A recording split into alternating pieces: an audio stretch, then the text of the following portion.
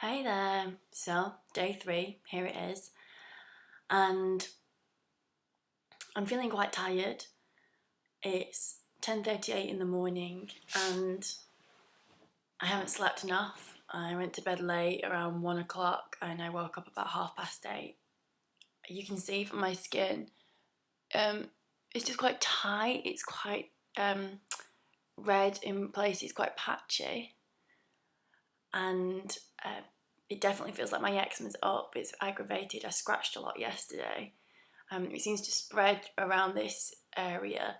It wasn't there before, it was around here. So it's just kind of swept the entire day off my face.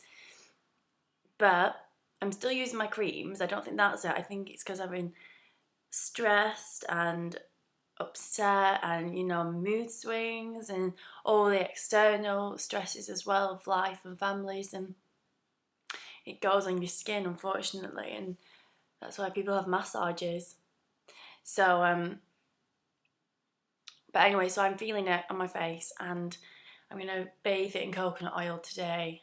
And just, I think of all these external things. I don't want to think of them. I don't want them in my head. I don't want them causing me fatigue or causing me to scratch myself, because this is my life and this is how I'm going to live it without those pressures. If I just think they don't faze me, then they don't faze me.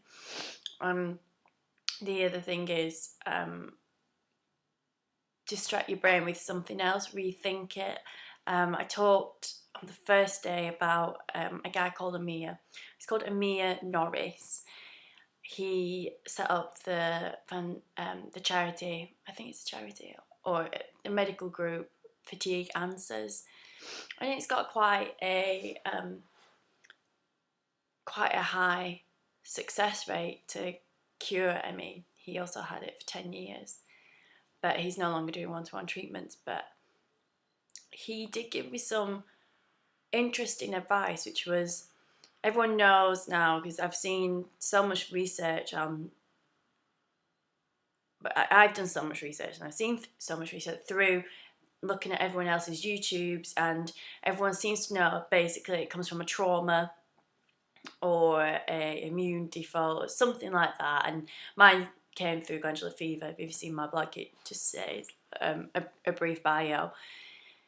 So he said the eczema came because your mind has a higher alert system, like an awareness and alertness. It's already on a raised level, which means I'm a bit more nervous than I usually would be. And you can't feel it, you can't control it, because I didn't even know I've got a more alert level.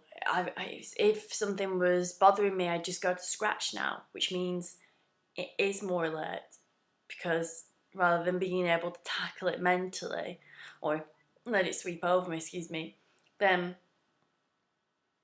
I just go to my skin and I get nervous about it. So that's interesting to know, and I thought I'd pass it on just to if anyone else has skin difficulties.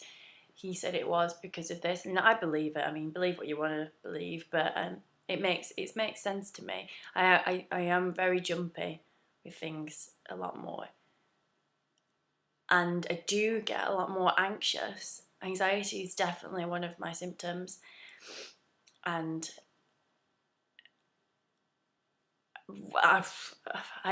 when people used to talk about anxiety issues, I was perplexed to think, how on earth could someone being anxious is a crowd of people? What are they gonna do? I can take them all and some more. but now I'm completely that person who feels anxious with a group of people. I lose my self-confidence. I'm more, I think, losing my self-confidence because I think that I'm not myself, and then it's the vicious cycle of I'm feeling self-conscious, and therefore I go inside myself. Yeah. Anyway, I'm going to keep this one brief. Gosh, it's already on 4 minutes. But basically, I've done my yoga, and I'm going to put a link on my blog. I did a bit more today, and it was only 16. I did it to 16 minutes. it goes on for till about 22. I found this blog, the yoga blog, through another person who suffered from ME online, and it was it was good. It was good, but it was very quick. I didn't do half the. If you see it, if you watch it afterwards, I didn't do half the stuff. I just got to 16 minutes, and even then, I was pausing it in between and just soaking up those poses because I wanted to open up my energy channels in my chest, in my hips, and in my legs, and just I felt like I really needed it today. I know I said I was going to keep to like 12 minutes, but I felt like it really needed. This is, I want to go forward, I want to do something with my body, and I felt like my body needed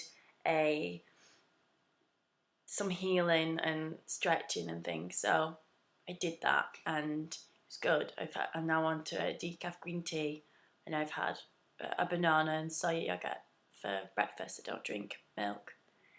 I did see a nutritionist at one point, I don't know if you guys have, and that was really helpful, but I felt like she didn't completely grasp ME, and I did take a lot of the things out of my diet, but it's hard to cook so much when you don't have enough energy, and when they tell you to take out basic things like tomatoes and acidic things. I found it really difficult. I've seen that some people have done it, but luckily I've improved since way back then, and I can introduce new foods anyway. I found that milk is still one of the ones that I don't, that isn't good for me. It makes me feel a bit sick. Definitely now that I don't have it too much. And well, they say dairy isn't good for the skin anyway, so little by little I'm weeding that out, but I still have goat's cheese. That's all. I don't have sheep's cheese, just goat, but she did say, the nutritionist, that's fine. So this is where I'm at, and I'll leave you the link on the blog and you can check it out. But feeling all right. I did also, so that was 16 minutes. I also did about 10 minutes of breathing, meditating. I think it felt like 10 minutes, it was probably only 5. Anyway, I hope you're feeling all right. Onwards and upwards. Bye.